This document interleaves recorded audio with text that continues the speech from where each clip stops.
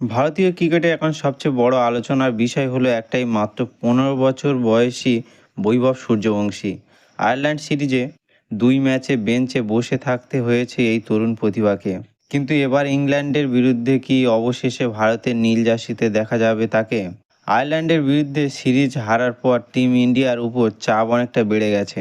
আর সেই কারণে প্রথম টি-টোয়েন্টিতে একাধিক পরিবর্তন ইঙ্গিত মিলছে। আজকের এই ভিডিওতে আমরা বিস্তারিত আলোচনা করব কেন বৈভব সূর্যবংশীকে অভিষেকের সম্ভাবনা সবচেয়ে বেশি, কোন কোন ক্রিকেটার বাদ পড়তে পারে এবং ভারতের যে একাদশ হতে পারে তার একটা নমুনা আমরা দিতে চলেছি। তাহলে ভিডিওটা শেষ পর্যন্ত অবশ্য দেখবেন। আয়ারল্যান্ড সিরিজে কী কী ভুল ছিল? আয়ারল্যান্ড সিরিজে ভারতীয় দলকে অনেকেই সিরিজ জিতবে বলে আশা করেছিল, কিন্তু বাস্তবে দেখা গেল সম্পূর্ণ উল্টো। ভারতের ব্যাটিং একেবারে ভেঙে পড়ে অভিজ্ঞ ব্যাটাররা প্রত্যাশা অনুযায়ী খেলতে পারেননি। ওপেনিং জুটি বড় রান দিতে ব্যর্থ হয়েছে।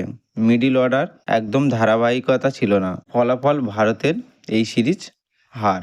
সঞ্জু স্যামসনের ব্যর্থতা সবচেয়ে বেশি সমালোচনার মুখে পড়েছে সঞ্জু স্যামসন। প্রথম ম্যাচে 5 রান, দ্বিতীয় ম্যাচে 0 করে আউট। একজন ওপেনারের কাছ থেকে এমন পারফরম্যান্স কখনো আশা করা যায় না, বিশেষ করে যখন বেঞ্চে অপেক্ষা করছে বৈভব সূর্যবংশীর মতন প্রতিভা ব্যাটসম্যান। তাই অনেক ক্রিকেটার মনে করছে যে এই সঞ্জু স্যামসনের জায়গায় বৈভবকে সুযোগ হয়তো দিতে চলেছেন টিম ইন্ডিয়া। বৈভব সূর্যবংশীকে কেন খেলানো উচিত? মাত্র 15 বছর বয়সে বৈভবকে যেভাবে নিজের প্রতিভা পরিচয় দিয়েছেন তা সত্যি অসাধারণ। নির্ভীক ব্যাটিং, বড় শট খেলার ক্ষমতা, চাপের মধ্যে নিজেকে সামলে নেওয়ার মানসিকতা, সব মিলিয়ে তিনি ভারতীয় ক্রিকেটের অন্যতম উজ্জ্বল ভবিষ্যৎ বলে মনে করা হচ্ছে।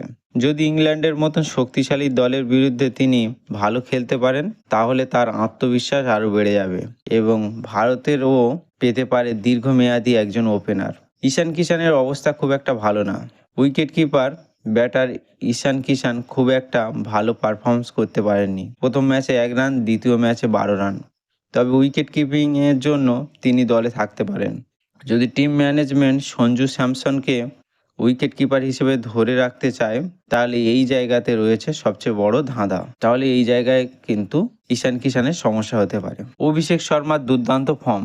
অন্যদিকে অভিষেক শর্মা দারুণ ছন্দে রয়েছে। মাত্র 12 বলে 49 রানের ঝোড়ো ইনিংস খেলেছেন তিনি। এই ইনিংসে প্রমাণ করেছেন কেন তিনি বিশ্বের 1 নম্বর টি-20 ব্যাটার। তাই প্রথম একাদশে তার জায়গা কিন্তু নিশ্চিত। সম্ভবত তার সঙ্গে ওপেন করবেন বৈভব সূর্যবংশী।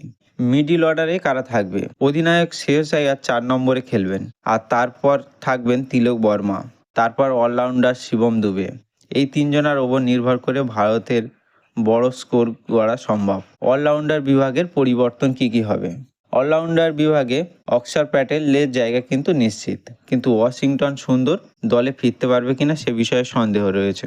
আয়ারল্যান্ডের বিরুদ্ধে সূর্যাংশ খুব একটা ভালো প্রভাব ফেলতে পারেনি, তার জায়গায় সুন্দরকে দেখা যেতে পারে। বোলিং আক্রমণ, ফাস্ট বোলিংয়ে বিভাগে বড় পরিবর্তনের সম্ভাবনা নেই। আর্শদীপ সিং নতুন বলে আক্রমণ শুরু করবেন এবং তার সঙ্গে হর্ষিত রানা এছাড়া প্রিন্স যাদব সুযোগ পেতে পারেন। এই 3 পেসারের উপর অনেকটাই দায়িত্ব থাকবেন ইংল্যান্ড এর শক্তিশালী ব্যাটিং লাইন আপকে থামানোর জন্য। ভারতের সম্ভাব্য একাদশ, চলুন দেখে নেওয়া যাক ভারতের যে প্লেইং 11 কি হতে পারে। 1 নম্বর অভিষেক শর্মা, বৈভব সূর্যবংশী, ঈশান কিষান উইকেট রক্ষক হিসেবে, শ্রেয়স আইয়ার, তিলক বর্মা, শিবম দুবে, অক্ষর প্যাটেল, ওয়াশিংটন সুন্দর, হর্ষিত রানা, আর্শদীপ সিং, প্রিন্স যাদব। ম্যাচে নজর থাকবে কার দিকে? এই ম্যাচে সবার নজর থাকবে বৈভব সূর্যবংশীর দিকে। তিনি যদি সুযোগ পান তাহলে আন্তর্জাতিক ক্রিকেটে নিজের প্রথম ম্যাচেই কেমন পারফর্মস করেন সেটা সবচেয়ে বড় আকর্ষণ। একটি ভালো ইনিংস এবং ক্রিকেট ক্যারিয়ারের মোড় ঘুরিয়ে দিতে পারে। শেষ ম্যাচ একটাই বলবো, এখন দেখার বিষয় ভারতীয় ক্রিকেট ম্যানেজমেন্ট সত্যি সাহসী সিদ্ধান্ত নিয়ে বৈভব সূর্যবংশীকে সুযোগ দেয় নাকি আবার তাকে বেঞ্চে বসে থাকতে হবে। আপনাদের কি মনে হয়, বৈভবকে কি অভিষেক হওয়া উচিত নাকি একটু দেরি করা দরকার? অবশ্যই কমেন্ট করে জানাবেন।